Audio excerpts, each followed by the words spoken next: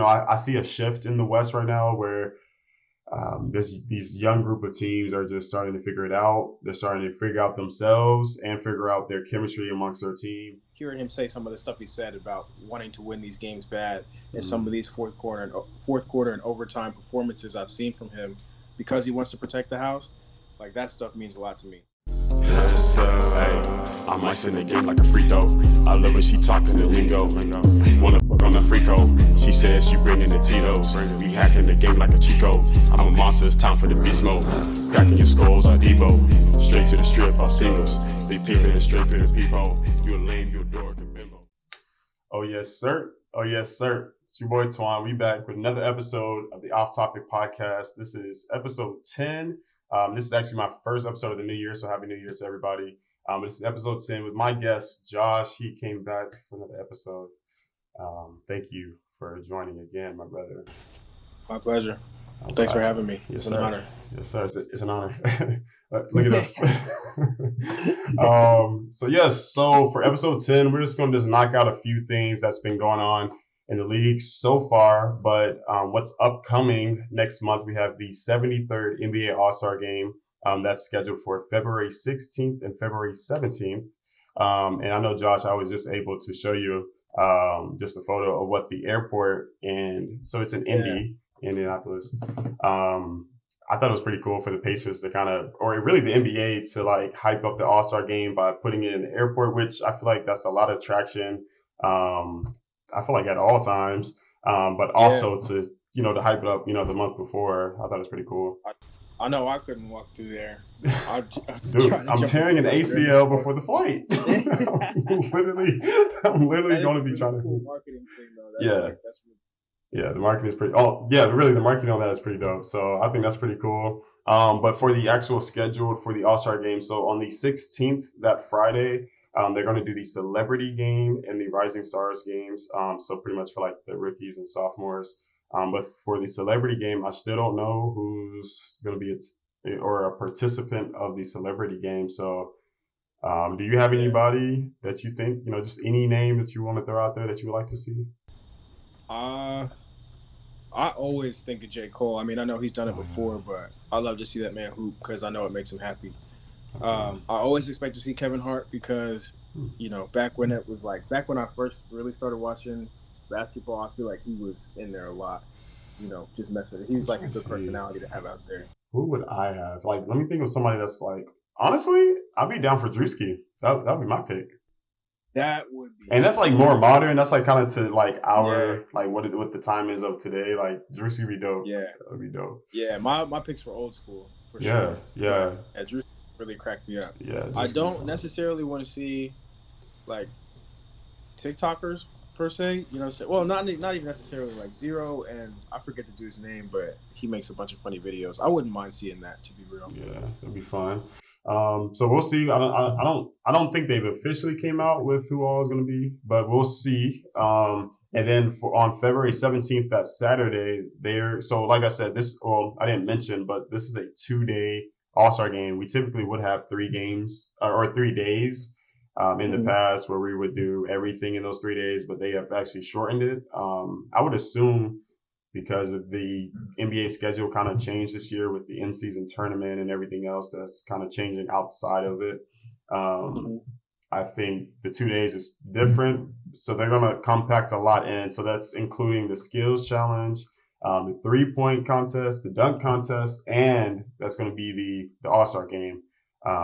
So for the All Star game too, the news is as well as that it's going to be East versus West format. So we're going to finally get a battle between East and West. Who's the better East or Yeah, West? So I think it's going to be pretty fun, and I would assume Brown and Giannis are going to be captains again going into yeah. this All Star. So, but yeah, that's pretty much the gist. Do you have anything else with All Stars? Anything that you're looking forward to? No, not necessarily. I just think back to when we were watching that in college. All of us were getting so hyped over that, Yeah. and I think that was my favorite time to watch it when I was with all of y'all. That was fun. No, that was a great time, and I think this year should definitely be fun. And I'm going to be doing another podcast, or not another, well, I guess another episode of this podcast, but another episode. Actually, probably my next episode would be The topic is just going to be about our All-Star picks, or our West All-Star starters, East All-Star starters, and then we're just going to just compare amongst who all is going to be on that episode. But stay tuned for that. Stay tuned for that, everybody. So we'll have that coming soon. But we're going to go ahead and get to the meat of the episode. So we're going to start off with Boston. Boston is 20-0 at home. So, Josh, take it away. How do you feel with Boston moving forward with the rest of the season? The reason I'm hype about this is because I feel like Jason Tatum is taking more of a dominant, aggressive, like protect this house mindset. And I've always seen him as kind of like passive and nonchalant. And as good of a player as he is, like his ceiling would, he wouldn't be like really a champion if he just stayed that way. So I think hearing him say some of the stuff he said about wanting to win these games bad and some of these fourth quarter and overtime performances I've seen from him because he wants to protect the house, like that stuff means a lot to me. I think that the fans love it. You know what I mean? Me as a fan, I'm like, yes, we're 20-0 at home. But outside of that, I mean, we've had some impressive wins. We've had some dumb losses. But overall, I'm proud of him. I think I'm really. I say this every time I talk to you. I think, but I'm really starting to trust Joe Mazzulla. Okay. Yeah, you've spoken very highly of him, and the work is shown. So. Yeah, he's doing his thing, and I'm trusting him more than whenever he first stepped into the role. I was like, who is this guy? But now I'm like, all right, he knows ball. Okay. He picked the right pieces, like he picked the ones that he wanted and stuff with Brad's help, or Brad picked them. But he's doing his thing. His style works. So I'm grateful for the 20-0 at home. I hope that we don't have any stupid losses like we had in Milwaukee the other night. Right. Like, definitely not at home. Yeah, no. Boston's definitely looking very solid, as well as Jason Tatum. I think we should definitely give them a lot more credit. They are leading in the East right now with only just 9 losses so far this season, which, when you compare that schedule or that record to past teams in the past, you would arguably you would say that they're probably going to the finals. So I feel like they're on the right track to to really just establish themselves in this league, really coming to get themselves out of the East so they can have another chance at the finals. And I think that'd be a whole nother mindset, a whole nother situation with Boston being in the finals this time than it was just a few years ago. So a little more experience now. So they don't go into it like kind of wet behind the ears, I guess. I think that's that's where we're headed for sure. I hope that we don't fall into the same patterns as last year and years prior, where we get to the playoffs and kind of forget how to play, end up losing to teams that we're better than and stuff. Right. But I think this year, like, just so many players' confidence has taken a huge leap. Jaylen Brown has been in his past 6 games, I believe, he has been hooping. Okay. He has been hooping, averaging crazy numbers on offense and defense and stuff. So, like, all those, like, you're not worth $300 million, like, all that stuff is out the window. I haven't heard anybody say that in a long time. You're right. Derek White's confidence has stepped up so much. Like, he's shooting the lights out. He's like shooting almost 50% from 3, definitely even the 40s. And some of our bench has stepped up in a major way. I had no confidence in our bench headed into this season, but we figured it out. We feel the way I felt about Miami, where it's like that people go there and they just end up getting better. Yeah, I feel like that's what our bench is doing right now. Like, I guess we have a really good developmental staff or something. Yeah. Okay. No, that's good to hear. I will say, even just how you speak on Boston has definitely changed in just our last few episodes. So that's definitely a good sign for someone that is a fan of Boston. So I know you'd be rooting for them. Oh yeah. Next thing I wanted to bring up, so I thought it would be right that if we speak on the best team in the East, that's number 1 ranking in the East, we should speak on who is number 1 in the West, and that is Minnesota. So the question that I have for us is Minnesota's big 3, that is Cat, Anthony Edwards, and Rudy Gobert, is Minnesota's big 3 capable to win out of the West? And that's us considering who all is in the West, but do they have enough, not only talent, but depth to make it out, and give themselves a good shot at the finals? Yeah. I mean, I think between their big 3, Cat, Gobert, and Edwards. Mm-hmm. I think they do, as long as they're healthy. Yeah. Specifically Anthony Edwards, because if he's not there, then it's not happening. Like Yeah. the team's confidence has been the key for them. Like his confidence is superior, like second to nobody, and he leads Cat and Rudy in that. Okay. So and the rest of the team, he has that like LeBron effect on them. I don't know what their depth looks like, to be honest. I just hear about him so much and them doing their thing. I just checked their stats before that. Rudy's averaging a double-double with 13 points, and I think 10 or more rebounds. And Cat is averaging 20. Yeah. And then I think Edwards is averaging 26 and 8. So they're hooping. If they're hooping like that, like I don't really know in the West who could stop them. I mean, OKC is stepping up in a major way. That would be a cool series to see. I don't know who would win out of that for sure. So, but, I would definitely say that Minnesota has the potential on getting themselves definitely to the Western Conference Finals at a shot at the finals. I do believe that. I do think that they can keep up with some of the dominant teams, which happen to be younger teams right now, that including Thunder, Sacramento. I know we still got Luka and Kyrie. We still got, and then obviously Denver, Joker, and all them. But I see a shift in the West right now where these young group of teams are just starting to figure it out. They're starting to figure out themselves and figure out their chemistry amongst their team. So I think we definitely need to give Minnesota more credit. I think that Minnesota definitely will be a tough team to beat out of the first round. I think that if any team can, are looking at who are their matchup with, I think that is going to be a tough battle. And is averaging over 26 points. And like you said, the big three are all doing things. Like, I think Rudy, has like about 12 rebounds a game. Like they're looking pretty solid in all areas. And maybe I need to watch a few more games to really feel more comfortable in my answer. But I think that they do have potential. So I think so. Yeah, I think so. It is definitely weird how you mentioned like the teams with kind of the legends and stuff on there. They're really not doing that much this year. The younger teams are kind of taking over, so it's like this shift in the landscape of not just the West, but like the NBA in general.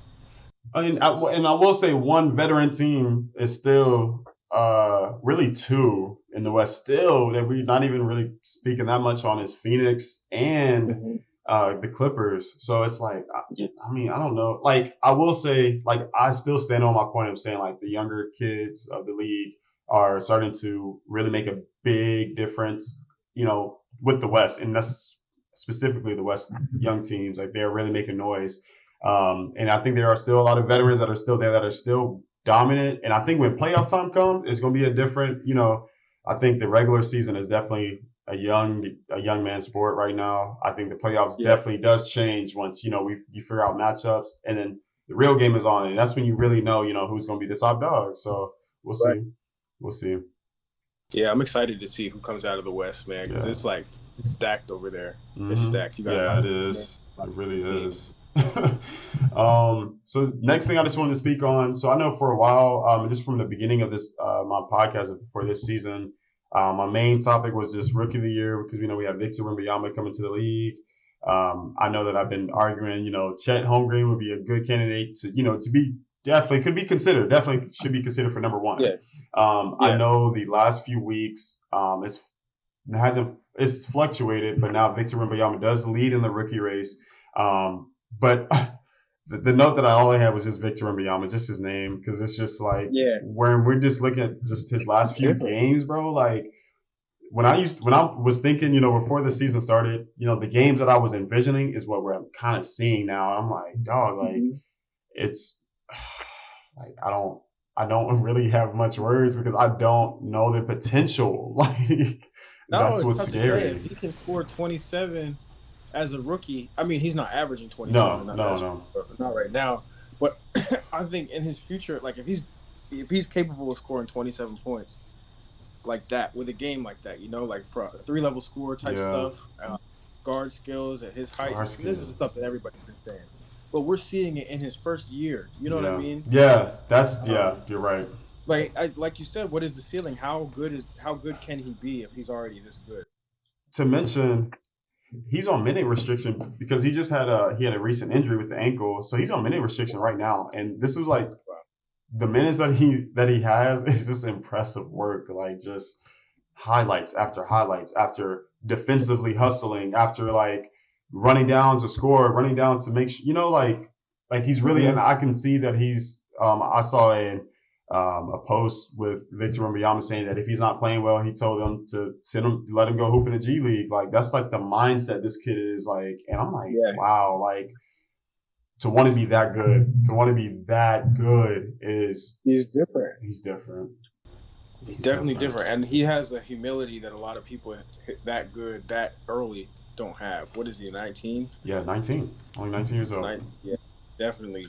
He's got it going on. I like him. I like him. I mean, even we bring up just the matchup when he had with Giannis, man. Like, like hold on, like, because we said the same thing about Giannis. You know what I'm saying? And it's like, if you want to compare it to that, like, and mind you, Giannis was small, skinny when he came to the league. Like, it didn't take nothing. And I will say, Victor is bigger than Giannis. When they both came in at rookies, Victor's bigger than him. Yeah. And Victor just has a better shot. He has a better fundamentals. And he has defense, bro. Like, okay, I'm off shooting night, doesn't matter. I'm gonna make up with giving you 12 rebounds, 7 blocks, like, and some assists, like, and that gives you enough to win a game. So, yeah. I do feel bad about him being on the Spurs. There was a lot of talk on. Do you call it Twitter X or do you call it Twitter? To be honest, I still don't know what to call it. I don't know. I just be saying whatever to be honest. I'll call it X or something like that. True. So, I was on that app. Yeah. And a lot of people were talking about like, man, this team does not want to pass to him. So I'm looking at these different scenes that people were posting where he's wide open and they're not giving him the ball. So I'm like, bro, how are you scoring that much when they're not even passing it to you? I know. I think it's an interesting situation in San Antonio because I think there is a lot of young players that all have an argument to say why they should be the dog. Like they're young, so everyone's trying to be the guy. But like, I don't know, maybe it's just me. But if I had Victor Wembanyama on my team, all I can think about is the amount of assists that I don't need to score. I don't need to score. I don't need to. I mean, I've been seeing some recent talks with like Dejounte Murray. If not Dejounte, I've heard Trae Young, and I'm like, bro, if Trae Young went to San Antonio, let's talk about him. It wouldn't even be this season. We'd be like, all right, bet. The record is already messed up, but this is the perfect time to be like to get it together and let Trae Young just go through a few months of just like some heartache. But I think going to next season, man, I don't care. I would argue that. So. Oh my gosh, yeah. Get that. Yeah, Atlanta needs to figure something out because they're always good enough to be a play-in team. Yeah. But never good enough to be like a championship team. Have they had a first round exit? Yeah. They haven't even had like a first round exit. Wait, or maybe they did have a first round exit against the Knicks. Was that the Knicks or I think that was a few years back. They had that run, but I think that they just still are missing some pieces. I mean, when you think of the teams that are dominant, there's a reason why. Mm-hmm. But we'll see. We'll definitely see. And then the next thing I just wanted to speak on, the most recent thing that has happened this week is Pascal Siakam, that was previously on the Toronto Raptors, was traded to the Pacers. And I think in return, the Raptors they get Bruce Brown and some picks, I believe. Yeah. So first with Pascal, I feel that the duo between him and Tyrese Halliburton, I think they actually favor their game. Their games actually favor each other very well.